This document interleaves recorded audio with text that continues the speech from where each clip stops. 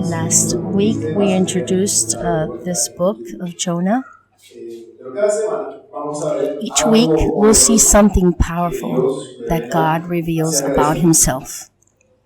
And as we get to know Jonah more and more, unfortunately, we'll get to know ourselves more and more, which will challenge us with a key question for us to consider.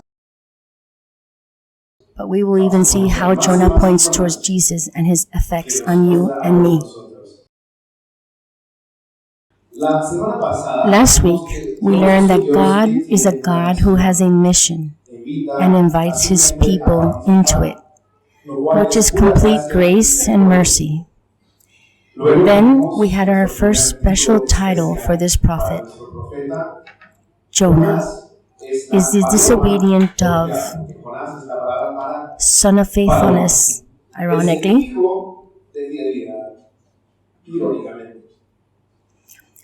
But from Jonah's poor example, we were pointed toward Jesus.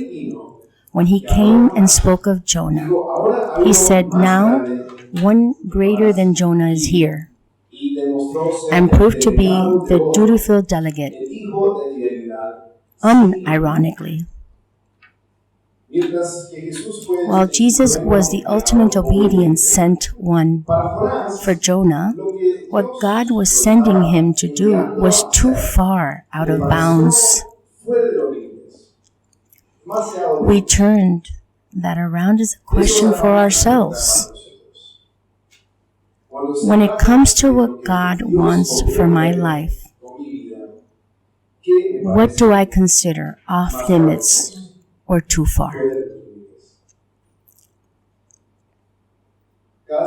Each week, we're going to give Jonah a fitting title based on what we see. And in this episode, the frightened sailors give Jonah his name. They say, "What do you mean, you sleeper?" Today we will see Jonah as the senseless sleeper, in addition to being the disobedient dove. But as we progress into the first chapter's intense events, God clearly demonstrates that he is sovereign over creation, in control, which maybe surprisingly, once again, reveals his incredible grace and mercy. Jonah rightly says that his God is the Lord of heaven, who made the sea and the dry land. He knew his Psalms.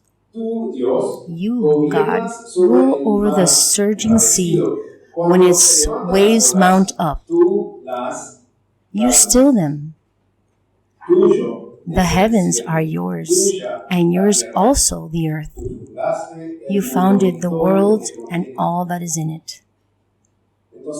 So yes, we see God's sovereign control, full of grace and mercy, in that he calmed the storm, as the psalm says. But first, we see his sovereign control over creation when he sent the storm, which, contrary to what you may think, is also full of his grace and mercy. Today we're going to talk about different types of storms. But think about it. If you or I were God with the mission, and Jonah said, "Too far, God, I'm flying away in the opposite direction," we would like, "Okay, whatever, I'll just get someone else. Have fun living outside my perfect will. Your loss." But he doesn't do that. Like an extremely patient father, God doesn't give up on Jonah. He sends him a storm. In the passage, it interestingly uses the same word 4 times. The sailors hurled the cargo into the sea, and Jonah eventually said, "Hurl me into the sea." And then they did hurl him into the sea. But the Lord had hurled a great wind upon the sea. The humans were doing all they could do. God doing what He can do to bring back His disobedient dove.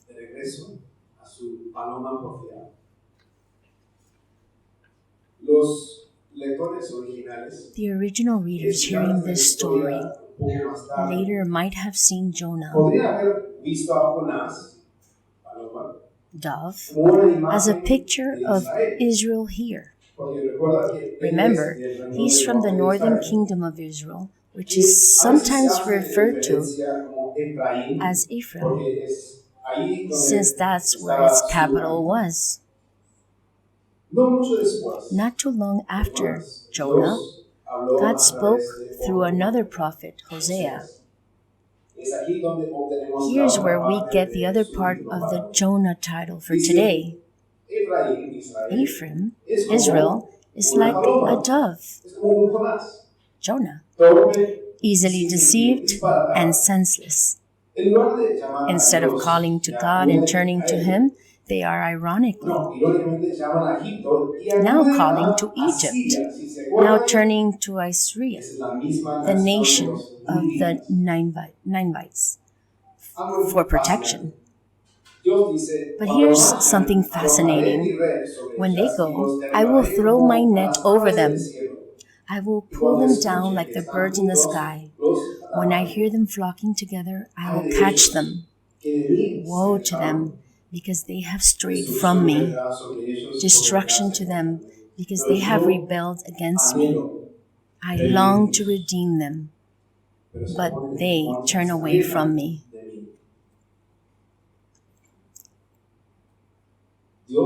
God is sovereign to send storms to bring back those who are running from Him. He longs to save from destruction if we'll just stop running from Him and toward everything but Him. We see that God is also sovereign to calm storms, to save those who are willing to turn to Him, call to Him, trust in Him. And here, ironically and surprisingly, it's not the prophet of God, but the pagan sailors who do that. They become like the redeemed of the Lord in the psalm that we read earlier. If you missed it, you should read it again later. It's amazing how something written decades before sounds so similar to the situation here in Jonah. All these psalms from last week and this week should get us interested in our focus on the Psalms in 2025. Make sure to sign up for the community Bible study groups that we will be going through them. But in our story, we see the irony of inverted expectations that the author records. The sailors, who apparently worshipped everything but the one true God, were awake and alert to the storm and its meaning. They'd been through thousands of storms, but they perceived that there was something different about this one. This wasn't any random storm. This was someone's storm. It's these guys who would eventually let go of their idols, what was keeping them from God, to call out to the one true God. He calmed the sea, and they ended up worshiping Him. When the storm was raging and the ship threatened to break apart, God's prophet Jonah was doing the last thing you would expect. Jonah had gone down into the inner part of the ship and had laid down and was fast asleep. When the sailors went down there, naturally, they had some questions. What do you mean, you sleeper? In other words, how can you sleep at a time like this? It makes no sense. He's the senseless sleeper, they said. Get up and call on your God. Maybe he'll care that we're going to die. Perhaps your God will give a thought to us that we may not perish. But does this scene make anyone think of another scene in the Bible where there was a boat, a raging storm that threatened to break it apart?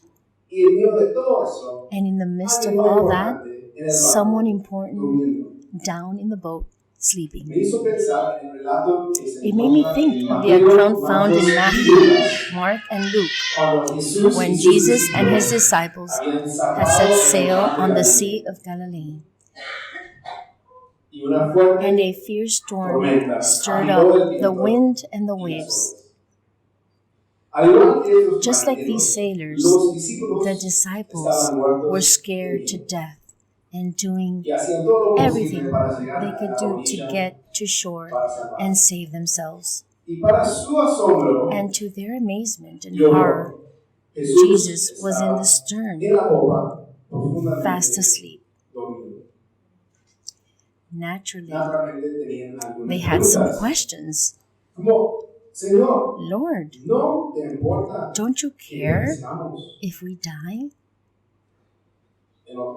In other words, how can you sleep at a time like this?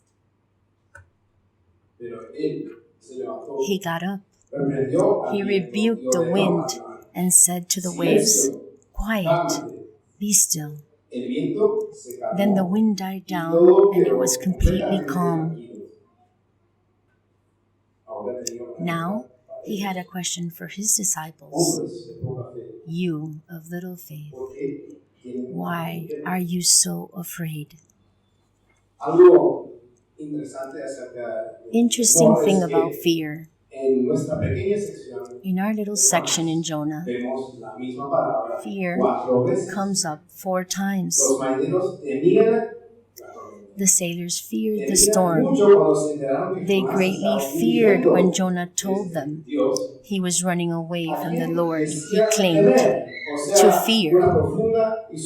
Profound submissive reverence. But it's when the storm is calmed and they greatly fear the Lord.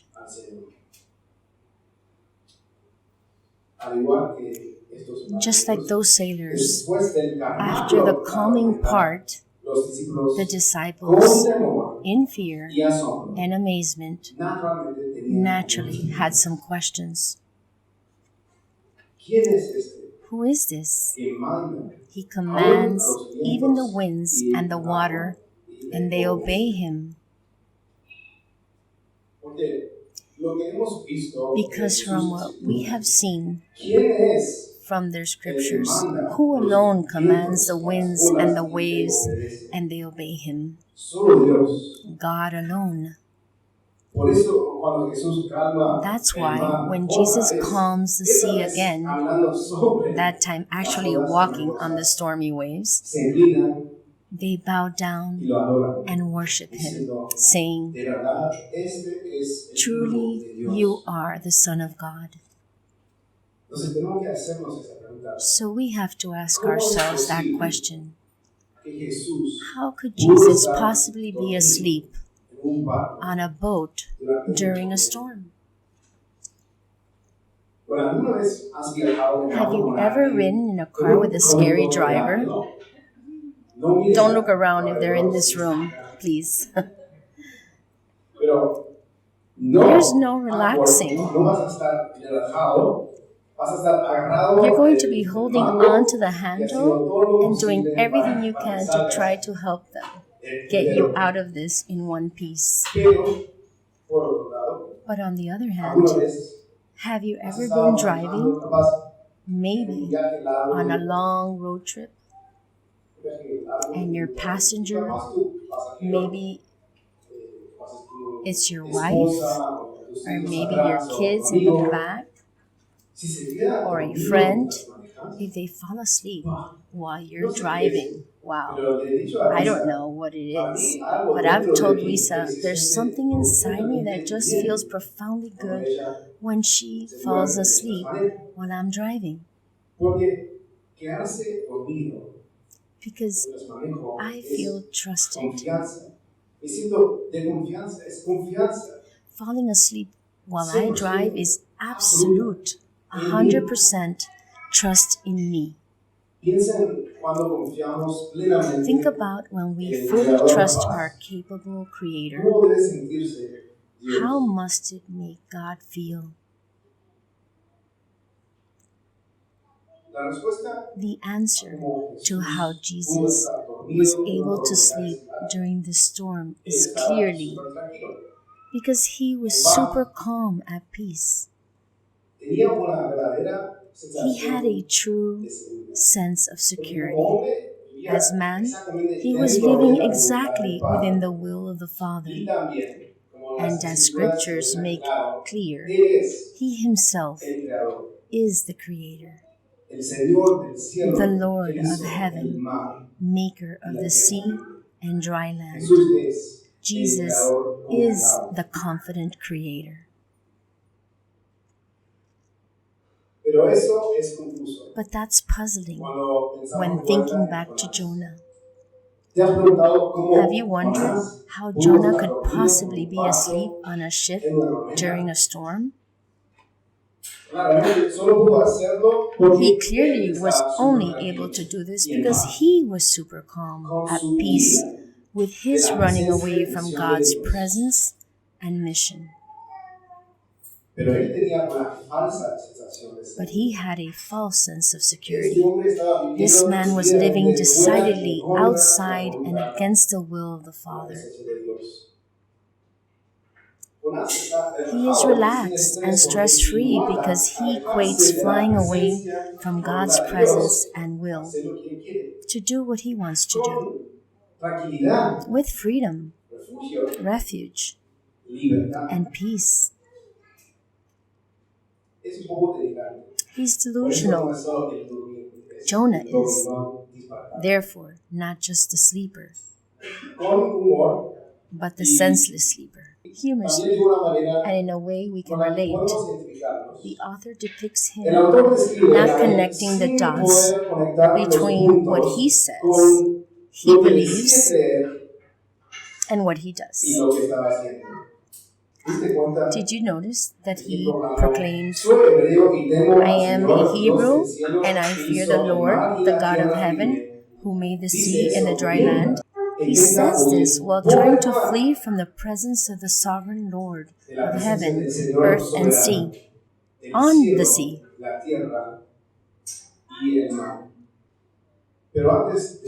But before or after we laugh at Jonah, can we relate to that? Are we senseless sleepers? For a time, we may feel relaxed, stress-free, living our way instead of God's way. It feels like freedom, refuge, and peace. But if you've been there long enough, you probably already know, at least in your head, that it does not last and it is not ultimately worth it.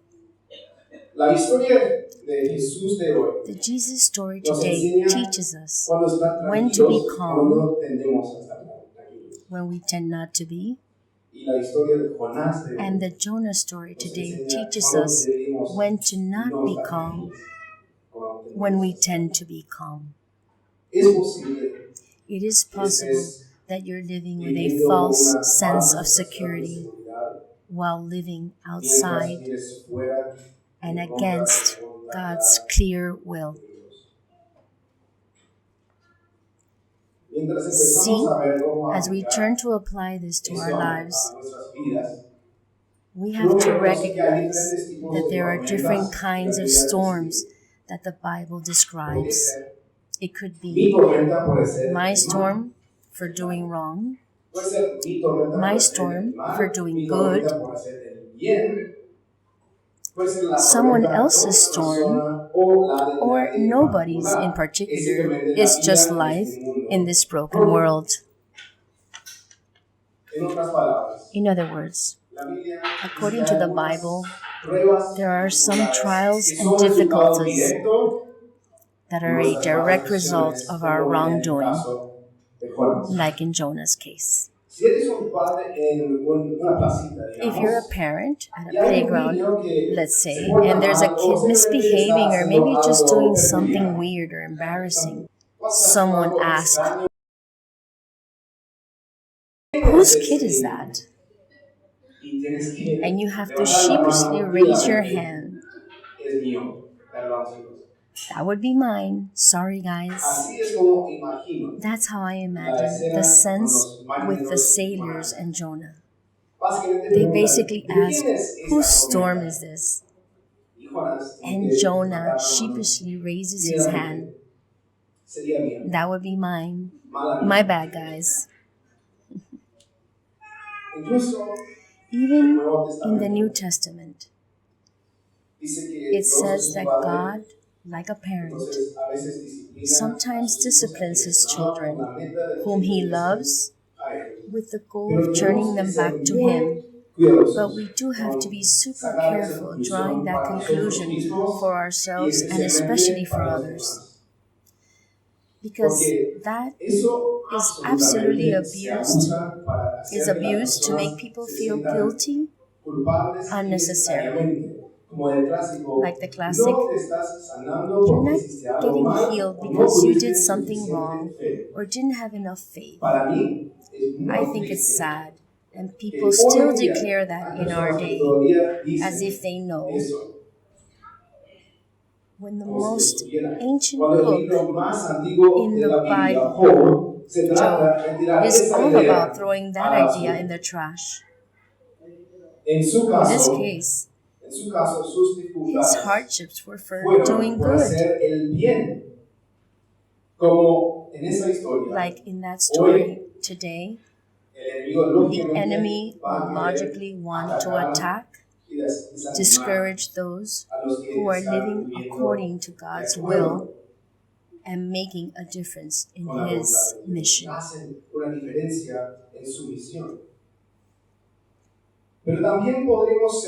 But we also could be like the sailors and be caught up in someone else's storm. In other words, people with free will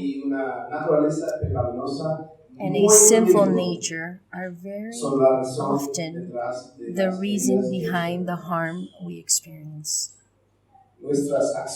Our actions don't just affect us, they affect those around us. But probably the most common and the safest bet is that there are storms in this life just because we live in a fallen world that God has promised to redeem. Pero que Él puede tomar nuestras tormentas y convertirlas en una oportunidad para su gloria. Jesus said that some things just happen without a direct human cause, but that He can take our storms and turn them into an opportunity for His glory and our good, like the storm the disciples experienced. So if you know you're in a storm of your own making today, God is trying to wake you up to your false sense of security. Turn to your Creator. confía en Él. Trust in Nunca es Him. demasiado tarde para It's extender la never mano too y late to buscarlo, reach porque out nunca and está seek Him, lejos de ninguno because de He's nosotros. never far away from any of us. Recuerda que Jesús es Remember, el Jesus verdadero Hijo is the de true fidelidad. Son of faithfulness. Él es fiel para He is enviar faithful to y send proveer us, una salida. provide A a veces way es una out. tormenta. Sometimes it's a Sé que storm. en el momento parece I know in imposible the moment it tomar seems esa impossible salida, to take that pero way es out, posible. but it's possible. Pide ayuda hoy. Ask for help Porque a today. veces Él envía a una persona Sometimes He sends a person para ayudar a to help you wake up. incluso las personas Even inesperadas, como los unlikely ones marineros. like the sailors. Estamos dispuestos y disponibles. We're available to talk.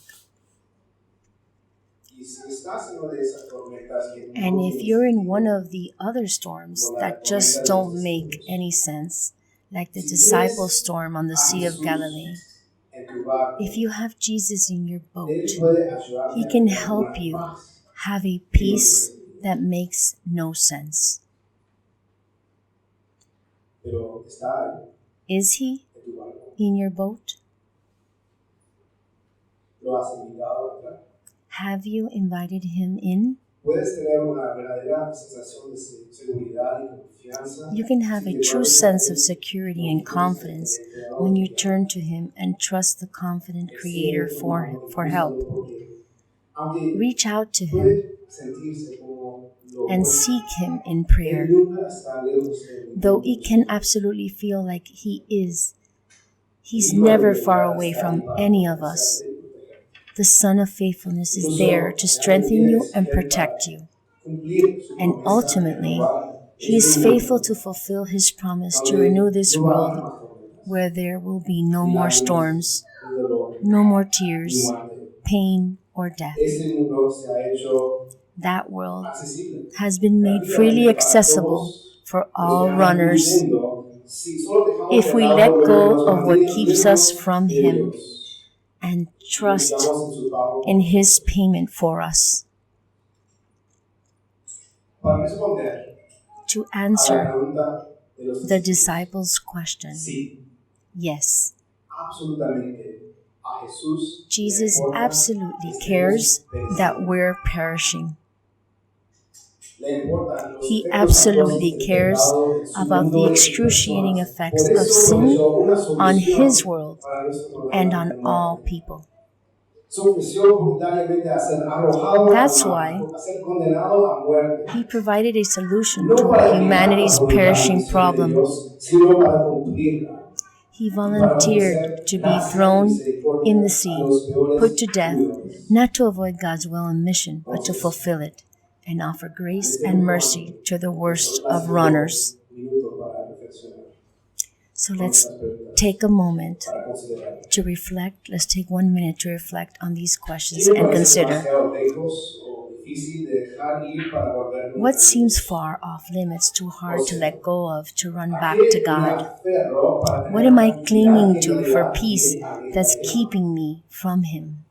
Y la segunda, And the second question, ¿qué me parece demasiado lejos o difícil what seems far de dejar off que Dios se limits, encargue? too hard to let God O sea, handle? ¿en qué no What estoy am I not trusting God with?